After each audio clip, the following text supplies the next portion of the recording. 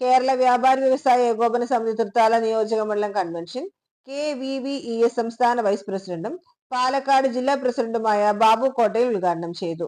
കേരള വ്യാപാരി വ്യവസായ ഏകോപന സമിതി എന്ന പ്രസ്ഥാനം കേവലം കൊടി പിടിക്കാനും സമരം ചെയ്യാനും സിന്ദാബാദ് വിളിക്കാനും മാത്രമുള്ളതല്ലെന്നും വ്യാപാരി സമൂഹത്തിന്റെ സർവോന്മുഖ പുരോഗതിക്കും ഉയർച്ചയ്ക്കും ഉന്നമനത്തിനും വേണ്ടി പ്രവർത്തിക്കുന്ന ജീവിതത്തോടൊപ്പവും ജീവിതത്തിന് ശേഷവും വ്യാപാരിക്കും അവന്റെ കുടുംബത്തിനും ഒപ്പം നിൽക്കുന്ന സംഘടനയാണ് ഇതെന്നും ബാബു കോട്ടയിൽ പറഞ്ഞു. തൃത്താല നിയോജക മണ്ഡലം പ്രസിഡന്റ് KR ബാലന്റെ അധ്യക്ഷതയിൽ നടന്ന പരിപാടിയിൽ ജില്ലാ വൈസ് പ്രസിഡന്റ് മുസ്തഫ മുളയങ്കാവ് മുഖ്യാതിഥിയായി പങ്കെടുത്തു. TP ഷക്കീർ മുഖ്യപ്രഭാഷണം നടത്തി. നിയോജക മണ്ഡലം ജനറൽ സെക്രട്ടറി മുജീബ് റഹ്മാൻ റിപ്പോർട്ടും ട്രഷറർ കരീം കുമ്പിടി വരവ് ചെലവ് കണക്കും അവതരിപ്പിച്ചു.